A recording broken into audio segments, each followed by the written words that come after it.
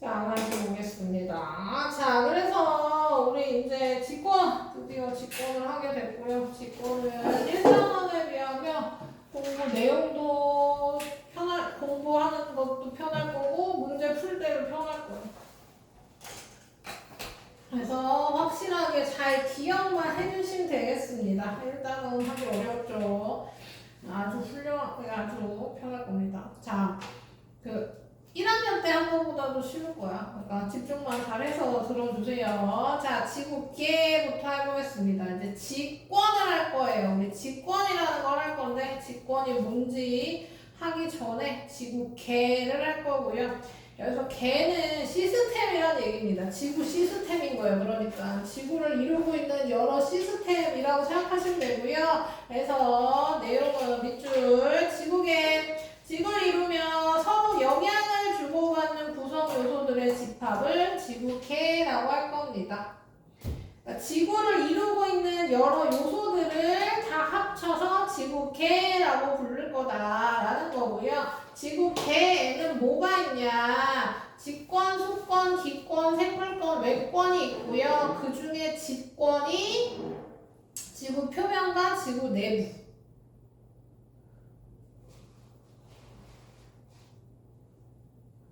우리 지난 시간에 이거 했니? 안 했어요? 한것 같지? 자, 지구 표면뿐만 아니라 지구 내부 안쪽까지를 직권이라고 할 거고, 지구 질량의 대부분이고 고체 상태로 이루어져 있습니다. 직권, 이건 뒤에서 더 자세히 할 거고, 수권은 말 그대로 지구에 있는 물 모두를 얘기하는 겁니다. 그 중에 제일 많은 게 바다. 거의 97% 정도, 98% 정도가 바다라고 생각하면 돼요. 지구에 있는 모든 물 중에 그 다음으로 많은 게 빙하고, 그 다음으로 많은 게 지하수고, 그 다음으로 많은 건 이렇게 묶어서 호수나 강 얘기예요. 자, 그래서 그냥 다 바다고 일부가 이제 빙하수, 지하수, 강, 호수인데요. 자, 그렇습니다. 우리가 바다를 해수라고 하죠. 그러면 반대되는 얘를 담수라고 해요. 얘 묶어서 담수입니다. 안짠물. 얘는 해수. 짠물. 자, 이렇게 기억하시면 되고, 그 다음에 기권. 기권은 지구를 둘러싸고 있는 대기예요. 우리가 지구가 있고, 우리가 지구를 밟고 살고 있어요. 그쵸? 지구 땅을 밟잖아요. 그쵸? 그러니까 우린 지구를 밟고 지구 위에서 사는 거고, 그 지구를 둘러싸고 있는 게 대기죠. 그쵸? 대기. 그러니까 우리는 대기 안 공간에 살고 있는 거고, 그 바깥쪽을 우리가 외권이라고 하는 겁니다. 외권.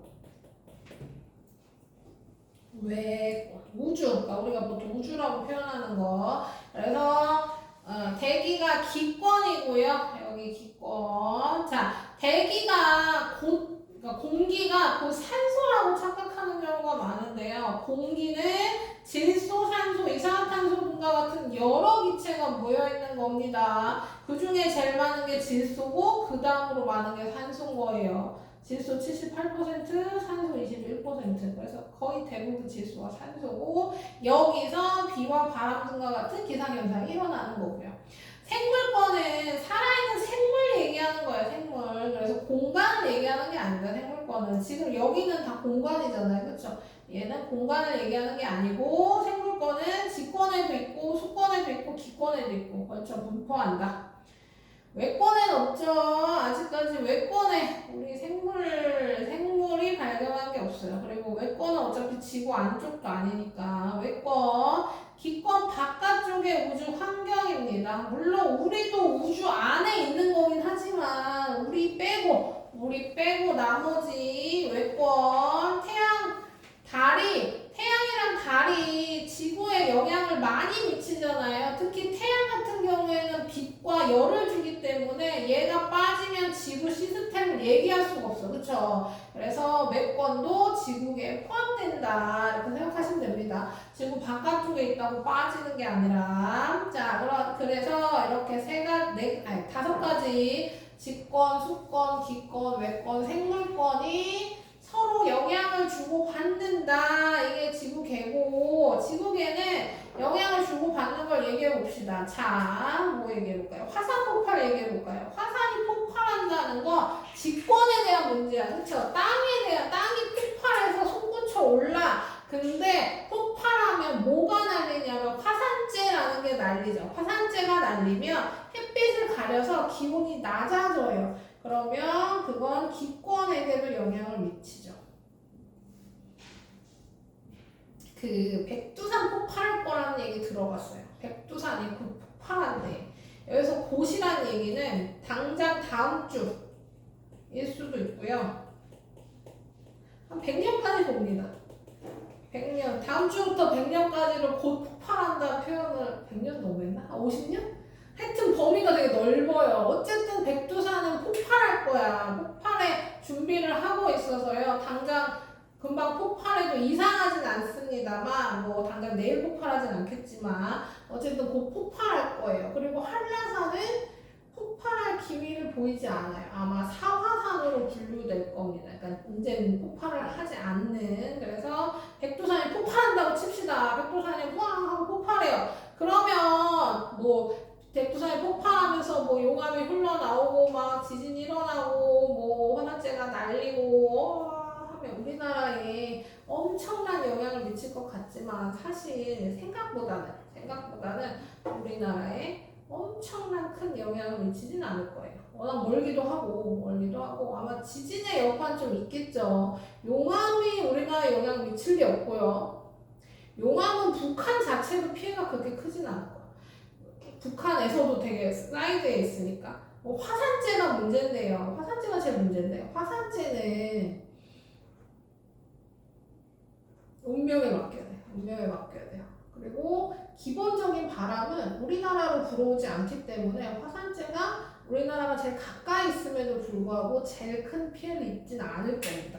무슨 얘기냐면 우리나라가 이렇게 있잖아요. 그쵸? 그리고 여기 중국이 있고 우리나라 있고 여기 일본이 이렇게 있잖아요. 그쵸? 그러면 그런 얘기 들어봤어요. 일본이 우리 쓰나미를 다 막아주고 황사를 얘가 막아주고 뭐 이런 얘기 들어본 적 있어요? 우리나라는 그러니까 기본 우리나라 여기에 기본 중국, 한국, 일본이 여기에 기본 바람은 편서풍입니다. 그러니까 바람이 이렇게 불어요. 그러면 백두산이 여기 있잖아요. 여기서 폭발을 부항했어. 그럼 화산재가 일로 날릴 거예요. 그래서 우리나라에 제일 가까움에도 불구하고 엄청나게 큰 화산재에 대한 피해가 적을 겁니다. 물론 그때 날씨에 따라서 갑자기 막 바람이 이렇게 불 수도 있겠지만 기본적인 바람이 저쪽으로 날리기 때문에 괜찮죠.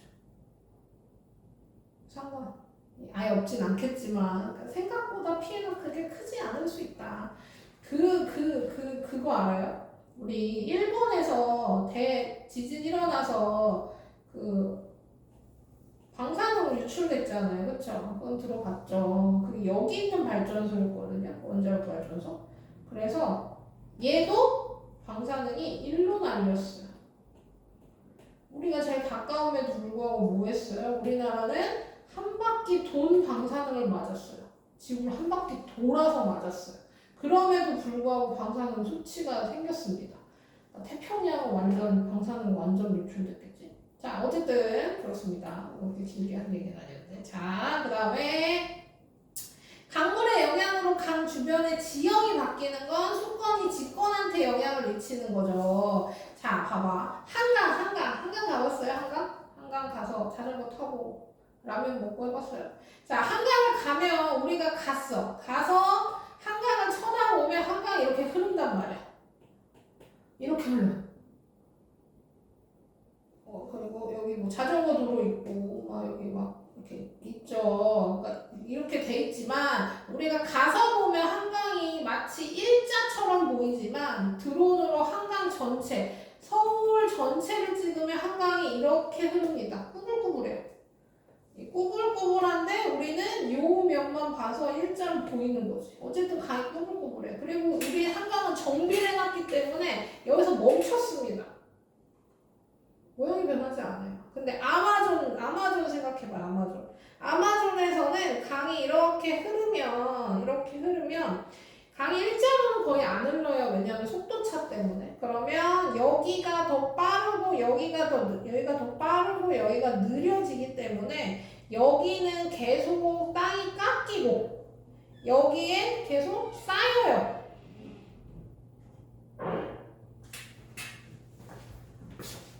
끝났어? 그게 아니라 기억이 없어요. 그 지금 좀 빨리 끝나는 것 같아가지고 만약에 다 좀 빨리 끝난다면 문제를 풀려고 하는데 문제가 없어가지고 복사해줄게요. 갈게요.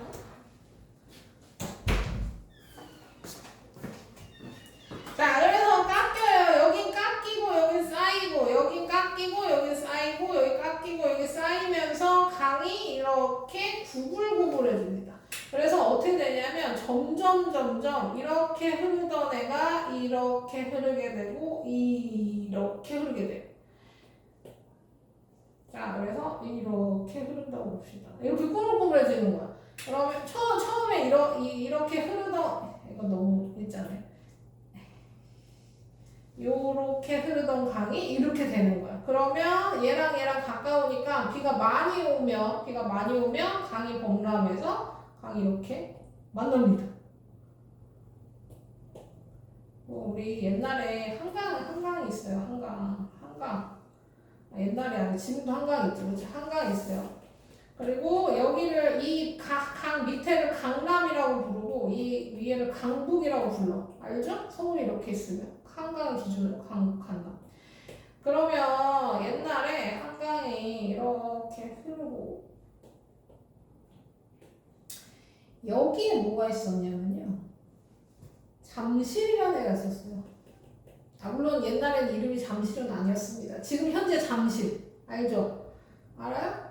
뭐냐? 롯데월드 있는데 그 롯데월드 옆에 뭐가 있냐면 석촌호수가 있어요. 어딘지 알아요? 가봤어요? 롯데월드 가봤을 거 아니에요. 거기가 강남입니다. 현재 강남. 그리고 옛날에 강북이었어요. 한강이 있고 강 위쪽에 잠실이 있었어요. 그런데 어떤 일이 있었냐면 아까 똑같은 일이 있었죠. 잠실 강이 이렇게 점점 구부러지다가 구불해지다가 어떻게 됐어요? 얘랑 만났어요. 그래서 강이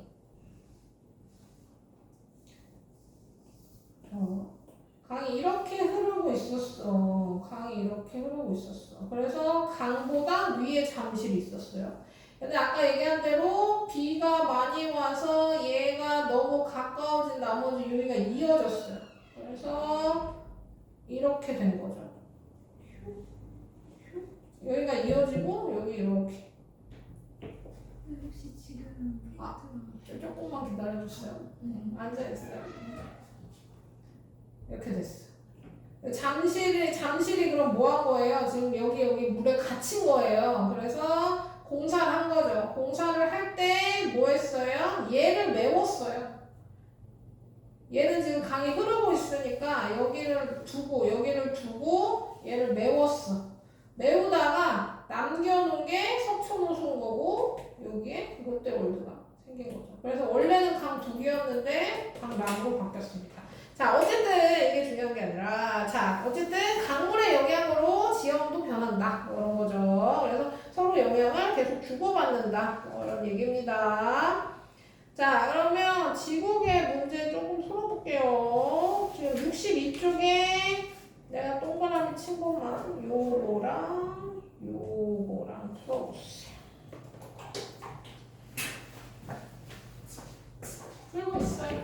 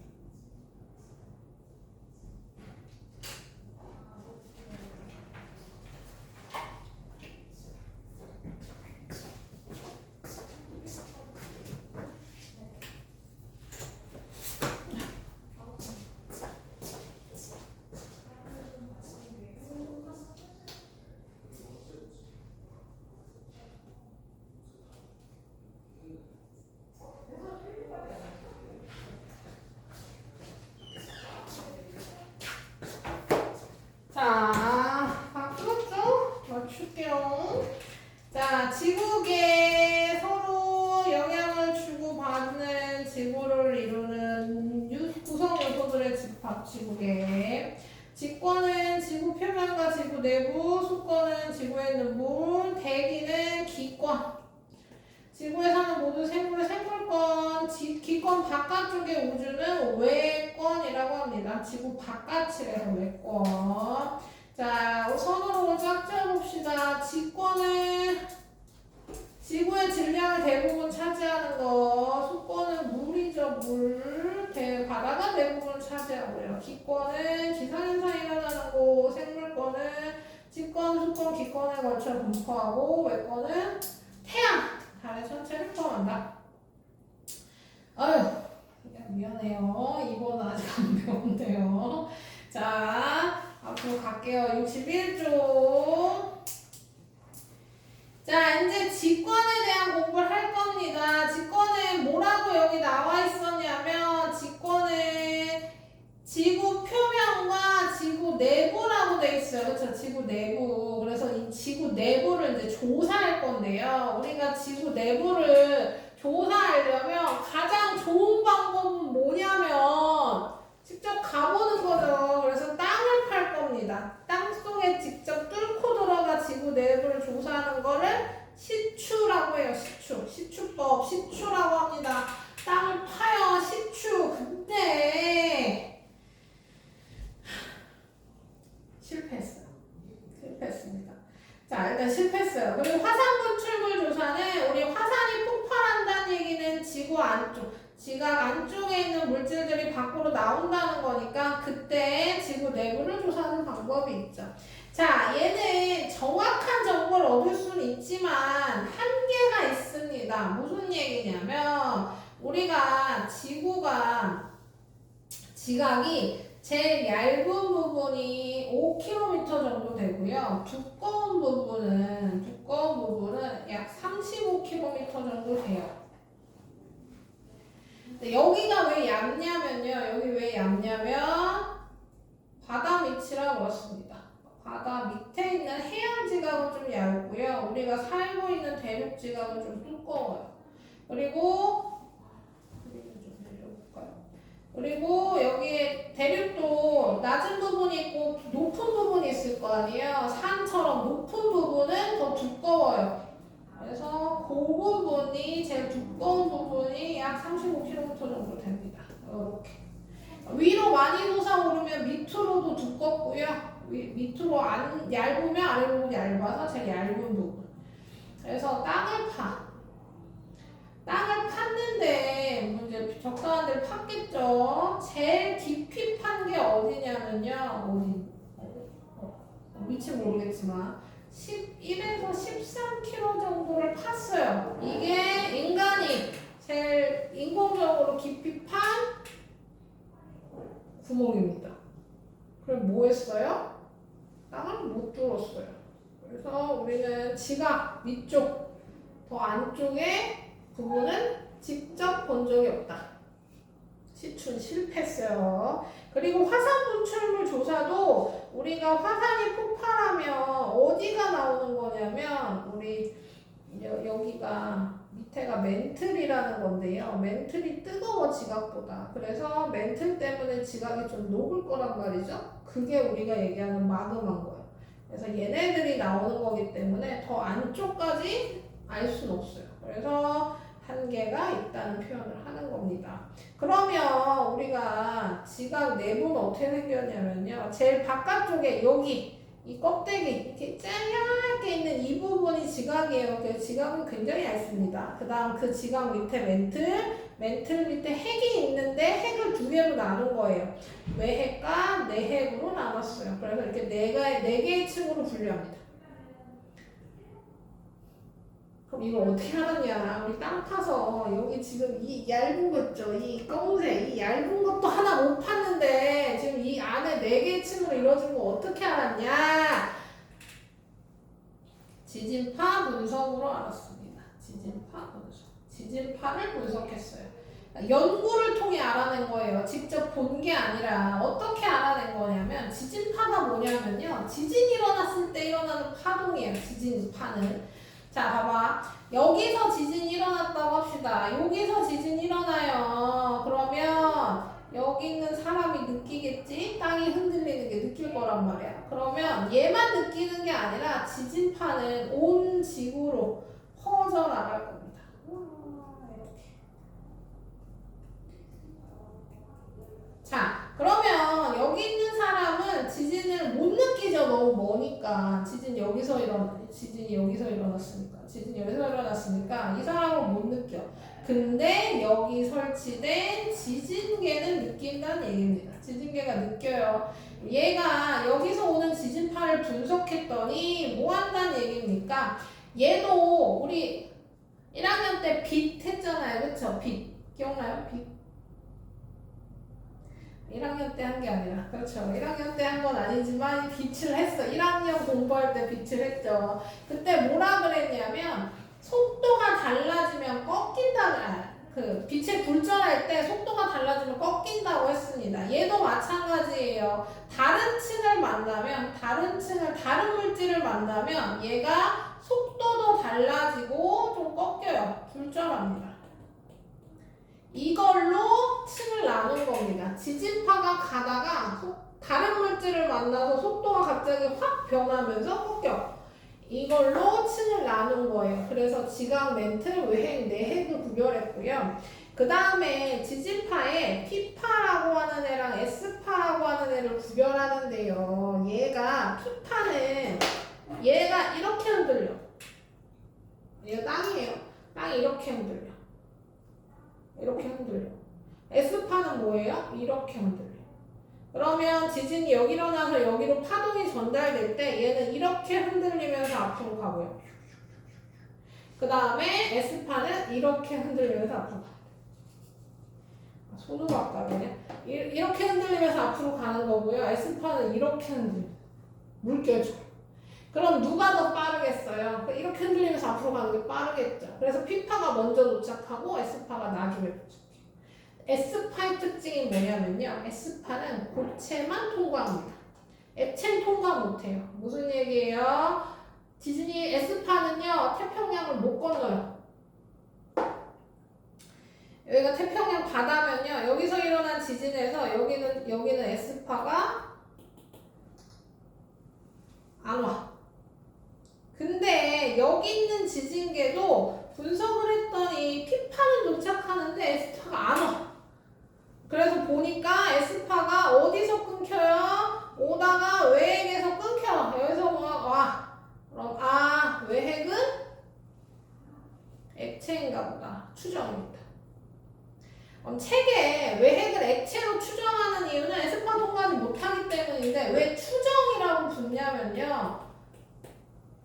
실제로 보지 못했기 라고 생각하시면 돼요. 그러니까 지진파 분석하니까 외핵은 액체야. 액체일 거야. 액체인데 그래서 땅을 파는 걸 성공해서 아마 액체로 나올 거예요. 하지만 땅을 파본 적은 없으니까요. 액체 추정이라는 단어가 보통 많이 나옵니다. 여기도 나오죠? 액체 추정 멘탈하고 나오죠. 그래서 이렇게 생각하시면 되고 어쨌든 지진파를 분석해서 우리 4개 층을 만들었고 가장 효과적인 방법입니다. 현재 가장 효과적인 방법. 모든 방향으로 전달되면 통과한 물질에 따라 속력이 달라지기 때문입니다. 일단 밑줄 치고요. 별표도 쳐줄게요.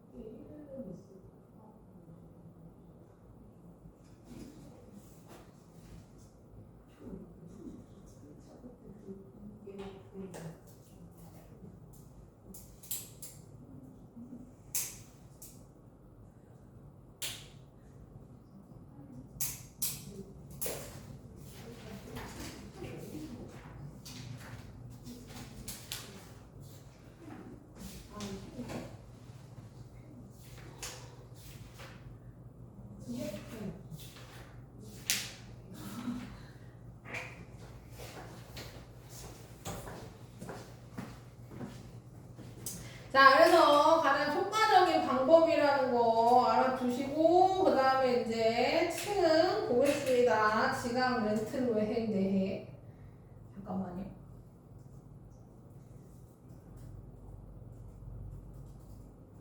잠깐만 기다려줘.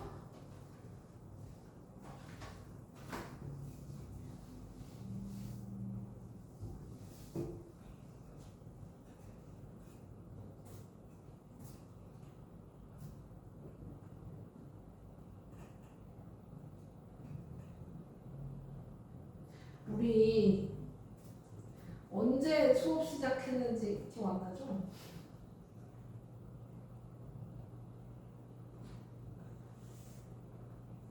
우리 첫 수업 날이 언제인지 기억나요?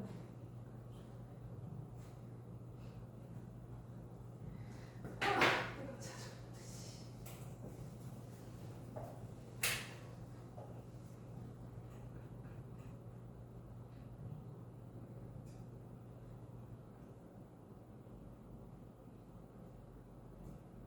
11월부터였네. 별로 안 됐네.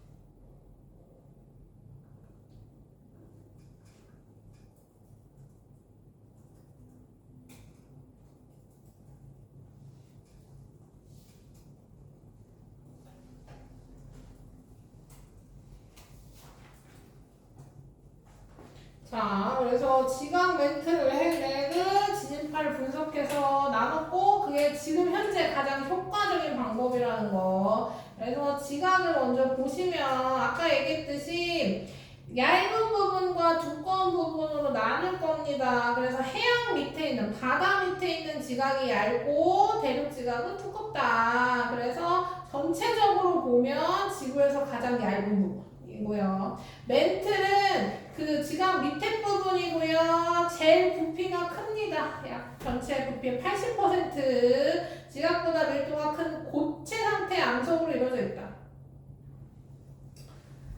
고체예요, 고체. 고체인데 우리가 뭐라고 표현하냐면요. 유동성 있는 고체라고 표현해요. 유동성 있는 고체.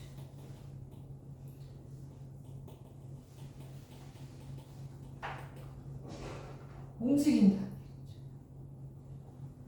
뭐 실제 그렇게 생겼는지는 못 봤지만 푸딩 같다고 생각하시면 조금 느낌이 올 겁니다. 고체인데 대류 운동을 할 거예요. 그래서 그 정도로 기억해 주시고 왜 아까도 얘기했지만 액체 상태로 추정 유일하게 그 다음에 지각과 멘틀보다 밀도가 커요. 내핵은 고체 상태로 추정 그 다음에 지각 멘틀보다 훨씬 크고 무거워요. 그 다음 밀도도 크고요. 이게 무슨 얘기냐면 지구 안쪽으로 갈수록 가운데로 가면 갈수록 온도, 압력, 밀도가 다 증가합니다. 왜냐면 우리가 옛날에 지구가 처음 만들어질 때쯤에는 지구가 액체였어요, 액체. 왜 지구가 액체였냐면 너무 뜨거워서 액체 상태, 마그마의 바다라고 불렸죠. 그래서 우리 물질의 특성할 때 배웠죠. 밀도가 큰 애는 가라앉고요. 밀도가 작은 애는 뜰 겁니다. 그래서 지구 전체가 겉부분에 밀도가 작고요. 내려가면 내려갈수록 커요. 그래서 제일 안쪽에 있는 내핵이 제일 밀도가 크고 바깥쪽 부분은 밀도가 작다. 이렇게 생각하시면 됩니다. 그래서 안으로 갈수록 뜨거워. 그리고 지구가 점점 식어가면서 가장 바깥쪽이 제일 차가워서 제일 빨리 식었죠. 지각 부분인 거지, 그게. 그래서 그렇게 기억하시면 되겠습니다. 경계면도 얘기할까요?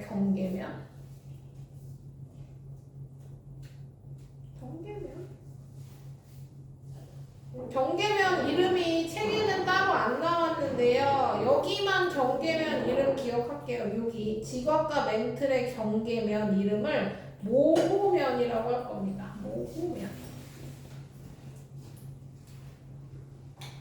뭘 줄임말이냐면요. 모호로 비치치 불연속면을 몰라도 돼요. 모호로 비치치 불연속면이라는 단어를 줄여서 그냥 모호면이라고 부를 겁니다. 이거 몰라도 되는 거. 모호로 비치치는 사람 이름이에요. 모호로 비치치가 발견한 불연속면이라서 모호로 비치치 불연속면이고 우리는 모호면이라고 부를 겁니다. 어디의 경계면? 지각과 멘틀 사이의 경계면이 모호면이다 정도만. 얘네도 다 이름 있는데요. 요거는 패스. 잘 안 나와요. 좋아요. 여기까지. 여기 62쪽도 나머지 풀어보세요.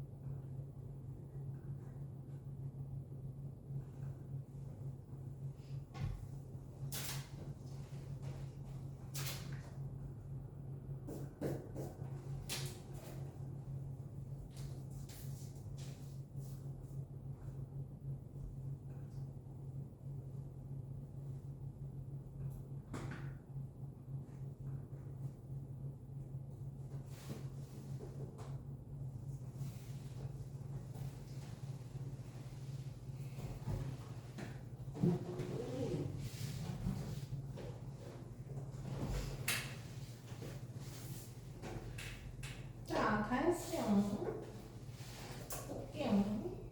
자, 지각의 제일 겉부분 고체 상태이고 멘틀은 80%의 부피를 차지하며 고체고 외핵은 액체 상태로 추정합니다. 내핵은 다시 고체로 추정하며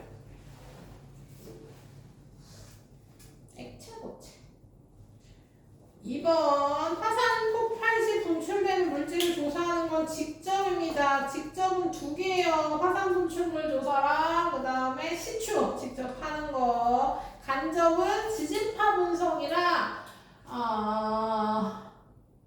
운석 분석이 간접적인 거예요. 운석을 분석하기도 합니다. 어떤 운석이냐면요. 지구가 만들어진 시점에 생긴 운석이 우주에 떠다니거든요. 걔가 떨어지면 그걸 분석해서 지구 만들어질 때 어떤 변화 있었는지 확인할 수 있는 간접적인 거.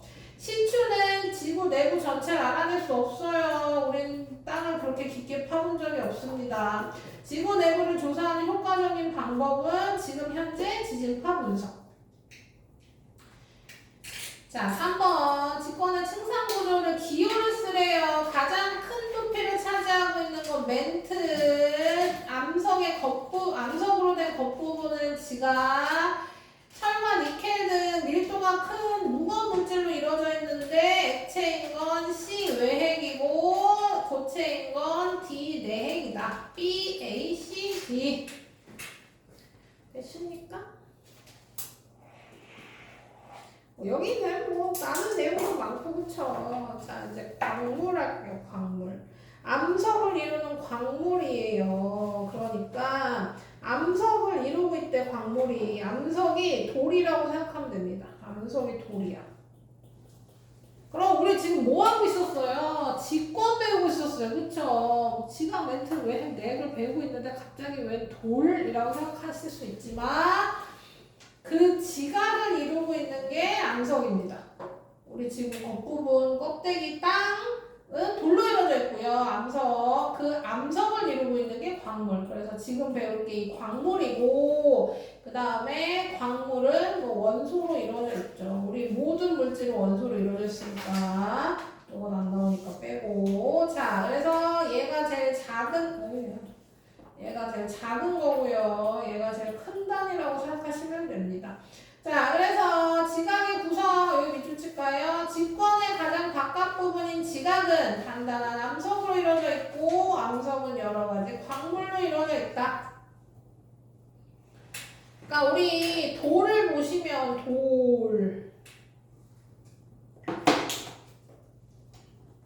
자, 저기 바깥에 나가서 돌아다니다가 제일 처음 보이는 돌을 주웠다고 생각해 봅시다. 제일 첫 번째 보이는 돌. 그러면 그 돌은 화강암일 가능성이 높아요. 뒤에서 암석을 배우겠지만 우리나라에 제일 흔하게 보이는 암석이 화강암입니다. 화강암을 확대해볼까요? 자, 그러면 여기 지금 보시면 어때요? 까만 점, 하얀 점, 베이지 점 이런 얘들이 모여가지고 얘가 됐잖아요. 그럼 이 점 하나가 광물이라고 생각하시면 돼요. 그래서 광물들이 모여서 암석이 됩니다. 이 점점점점의 하나가 다 광물이고 그 광물들이 모여서 우리가 얘기하는 돌이 된 거예요. 알겠습니까? 알겠죠? 그래서 이렇게 개념 잡으시면 되고 여기 보시면 왜 내가 그 얘기 하냐면요. 여기 책에 보시면 지금 그림 다 깨졌죠. 책에 보시면 얘가 지금 이게 확대한 모습이고 그냥 딱 보면 왜 이게 돌멩이 같아요. 그쵸? 우리가 얘기하면 돌같이 생겼단 말이에요. 책에 컬러로 보시면 더 그냥 돌 같잖아요. 얘는 그 점을 확대한 모습이야. 그래서 일반적인 암석에는 그냥 그 점으로 이루어져 있습니다. 얘는 확대. 이거 이렇게 안 커요. 자, 그래서 그렇게 기억하시면 되고. 자, 그래서 여기 지각을 이루고 있는 게 암석들은 광물로 이루어져 있다. 이렇게 보시면 되고. 그래서 광물은 엄청 많습니다. 수천여 종 돼요.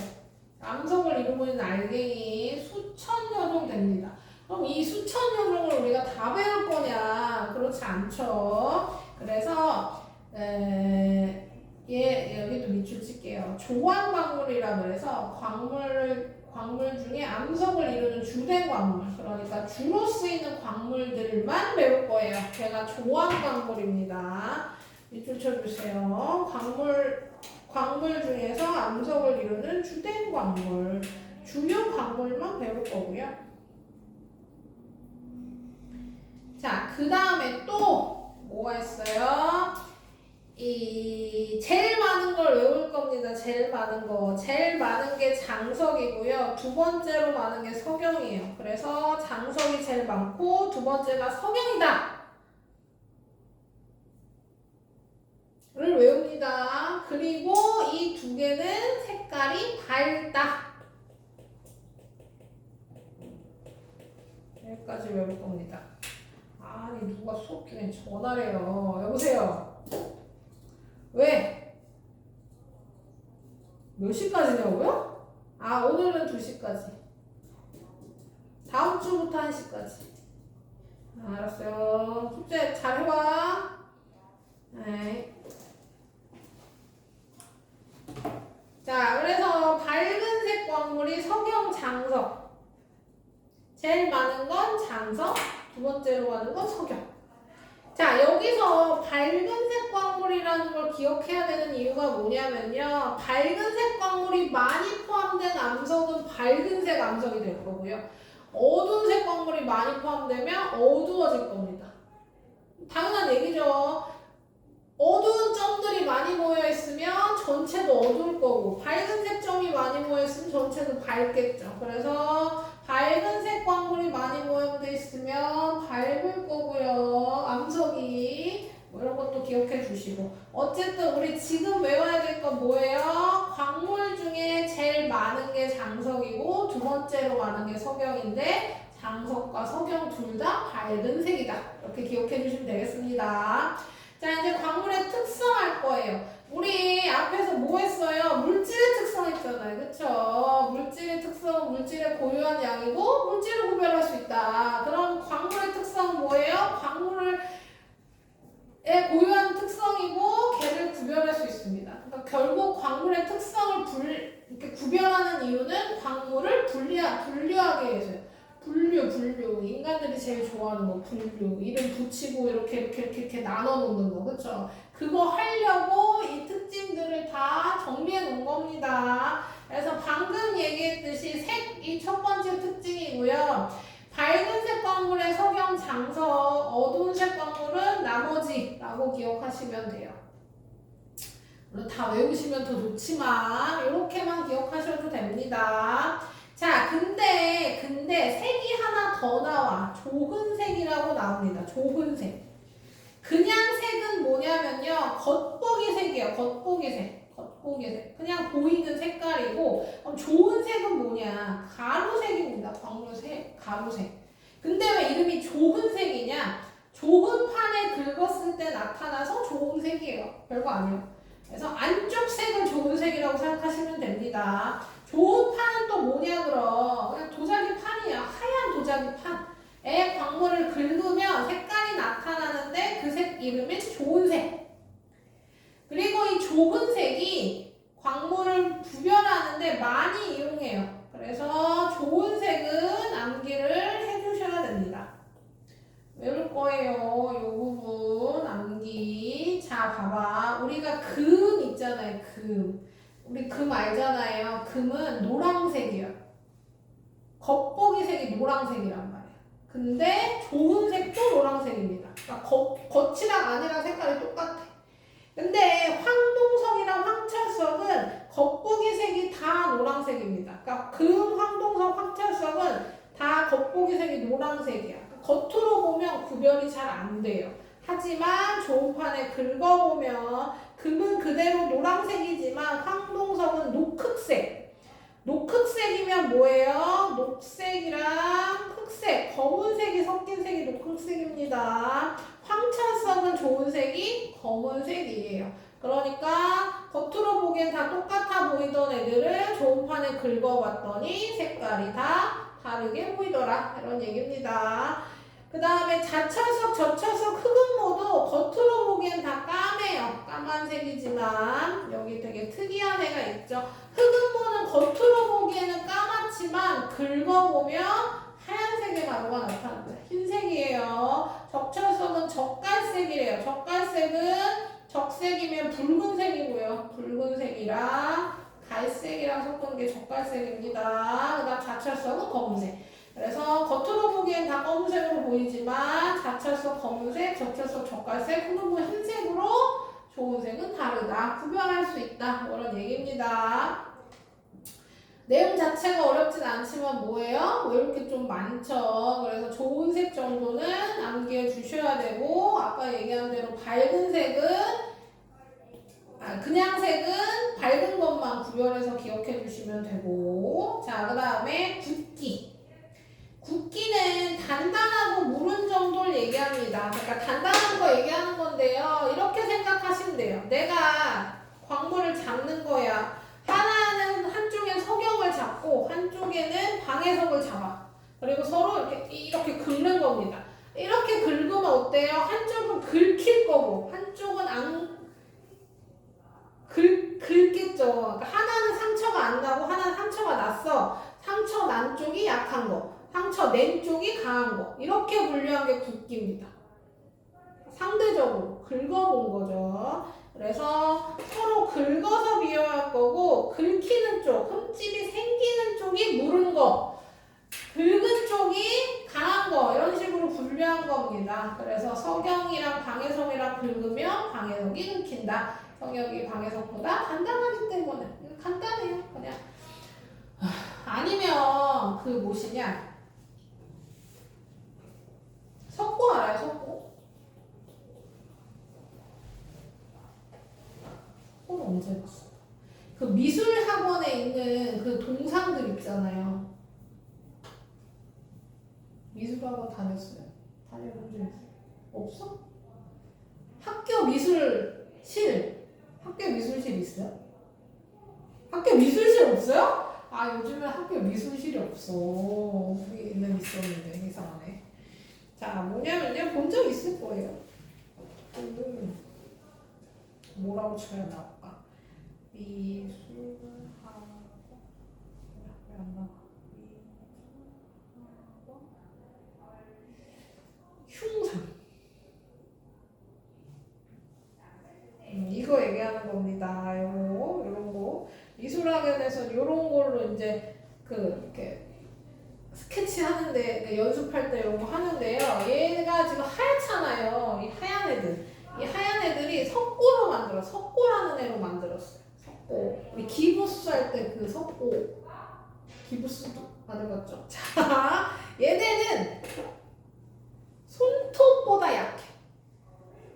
손톱보다 약한 돌이라고 생각하면 돼요. 그럼 뭐예요? 내가 손톱으로 긁으면 얘가 긁혀. 손톱. 석고가 상처가 나고 손톱은 멀쩡해. 그럼 석고가 더 강한 거. 이렇게 생각하시면 돼요. 근데 내가 석고로 금강석을 긁었다고 생각해봐. 금강석. 다이아몬드 긁어요. 그럼 어떻게 되겠어요? 손톱이 긁히겠죠. 손톱이 더 약한 거. 이렇게 생각하시면 돼요. 그래서 상대적인 거라는 거. 그 다음에 하나짜리 염산은 방해석이랑 만나면 거품이 발생합니다. 방해석이랑만 반응해요. 우리 여러 가지 지금 광물 중에 방해석만 거품이 발생해요. 그러니까 뭐 이런 거야. 색이 어떻고 좋은 색이 어떻고 뭐 붓기는 이래요. 줄줄줄 나와 있다가 마지막에 특징에 묽은 염산이랑 반응한다. 그러면 위에 아무것도 안 봐도 묽은 염산이랑 반응해요. 그럼 얘 방해석이겠구나 라고 알 수 있는 특징. 그래서 염산은 방해석이랑 반응해요. 자석은 뭐냐면요. 자석의 성질이에요. 그래서 자석과 같이 쇠붙이를 잡아당깁니다. 쇠붙이가 붙어요. 볼인데 쇠붙이가 붙어. 옛날에는 얘를 깎아서 자석을 만들었죠. 그래서 걔는 자철성입니다. 자철성만 쇠붙이를 잡아당겨요. 그래서 자철성 외우셔야 돼요. 자철성은 자성이 있고 방해성은 염산이랑 반응한다. 이렇게. 그러니까 무슨 얘기냐면 여기 자 66쪽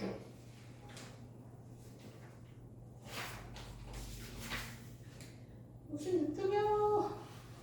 자, 여기 보시면 이제 이런 여러 가지 실험을 했어요. 색 관찰하고 좋은 색도 관찰하고 뭐 어떤 게 긁히는지도 확인하고 클립도 대보고 염산도 떨어뜨려 봤습니다. 자, 무슨 얘기냐면 뭐 이런 거예요. 색이 검은색이고 좋은 색도 검은색이야. 염산이랑 반응 안 하는데 클립을 끌어당긴 있는데요. 그럼 얘는 무조건 자철성이다. 왜냐면 자철성만 자성을 가지니까. 방해석은 이렇게 막 무색이고 흰색이고 긁히고 막 쭉쭉쭉 보다 보니까 염산이랑 반응한대. 그럼 얘는 방해석이다 라고 하는 거예요. 처음에 얘기했죠. 우리가 광물의 특징을 이렇게 분류해 놓은 이유는 광물을 구별하기 위해서입니다. 그래서 흑은모는 겉으로 보기엔 검은색인데 좋은 색이 흰색이야. 그럼 이것은 흑은모구나 라고 알 수 있어야 된다는 얘기입니다. 그럼 무슨 얘기예요? 특징을 보고 얘 이름을 예측할 수 있어야 된다는 얘기는 특징이 암기가 돼 있어야 된다는 얘기예요. 특징을 외워야 거기에 관련된 암석의 이름을 광물의 이름을 찾을 수 있으니까요. 자, 그래서 광물을 분류합니다. 석영, 방해석, 자철석, 흑은모가 섞여 있어요. 이 중에 밝은 거 석영이랑 방해석, 어두운 거 자철석이랑 흑은모. 석영이랑 방해석 중에 염산이랑 반응하는 거 방해석, 아닌 거 석영. 자성이 있는 거 자철석, 아닌 거 흑은모. 이렇게도 분류하고요. 아니면 어두운 색인가?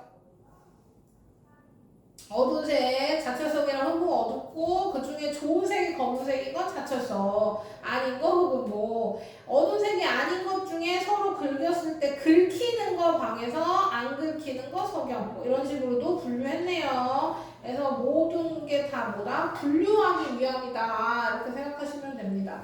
분류를 인간이 좋아한다. 이런 거. 그 다음에 광물 활용 보겠습니다. 우리 아직 암석을 안 배웠는데 암석이랑 광물의 활용이 먼저 나왔어요. 이거 누가 책 만들었는지 모르겠지만 이상한 사람들이죠. 자, 그래서 일단 광물 활용 보시면 석영, 우리 석영이랑 장석이 많다 그랬잖아요. 그쵸? 그 중에 석영은 유리, 반도체, 태양 전지판 만드는데 활용됩니다. 모래에 많아요. 석영이 모래에 많아요. 자, 그 다음 자철석, 저철석은 에서 철을 얻을 수 있어요. 그래서 이 철로 각종 기계나 건축 재료에 활용된다. 황동석에는 구리가 들어있습니다. 그래서 구리 얻어가지고 전선 만드는데 활용한다. 이렇게. 암석은 돌이라 그랬죠. 암석 돌 중에 대리석 얘기하는 겁니다. 우리 대리석은 물러서 깎아서 조각상 같은 데 만들거나 아니면 우리 꾸미는 데 이용하죠. 꾸미는 데. 우리 현대에서는 뭐 하는 데 쓰냐면 싱크대 상판이나 거실에도 깔기도 하죠. 대리석. 이렇게 이용하죠. 석회암은 시멘트 만드는 데 이용하고 화강암은 굉장히 단단해요. 그래서 건물 외벽이나 바닥에 돌, 비석 같은 데 사용하죠. 건물 외벽에 대리암을 쓸 수는 없어요. 건물 외벽에 대리암을 왜 못 쓰냐면요. 옛날엔 대리암을 썼어. 유럽에서 건물 외벽에 뭐 했냐면 외벽을 만들고 계속 깎아서 조각했어요. 건물 외벽을 깎아서 조각을 했단 말이야. 그렇게 대리암을 썼는데요. 이걸 왜 현재는 안 쓰냐면요. 산성비 때문에 그렇습니다. 대리석은 산성비랑 만나면 녹아요. 우리 아까 산성이랑 묽은 염산이랑 만나면 녹는 애가 있었죠. 방해석. 얘가 광물이잖아요. 방해석이 많이 들어있는 게 석회암이고요. 여기 석회암. 석회암에 방해석이 많이 들어있어요. 광물이 모여서 암석이 된다고 했잖아요. 방해석이 모여서 석회암이 돼요. 그리고 석회암이 변하면 대리석이 돼요. 대리암이 돼요. 그래서 얘네 셋은 다 묽은 염산이랑 반응합니다. 그래서 산성비에도 반응해요. 자, 편마암은 줄무늬가 아름다워 정원을 꾸미는 정원석으로 사용된다. 암석은 아직 안 배웠으니까 뒤에서 다시 얘기해 드릴게요. 우리가 기억할 건 요거 기억합시다. 암석과 광물 자원의 가치 유한하대요. 무한한 게 아니라 유한하대요. 그래서 적절히 관리하고 보정해야 된다. 요거 기억하시고.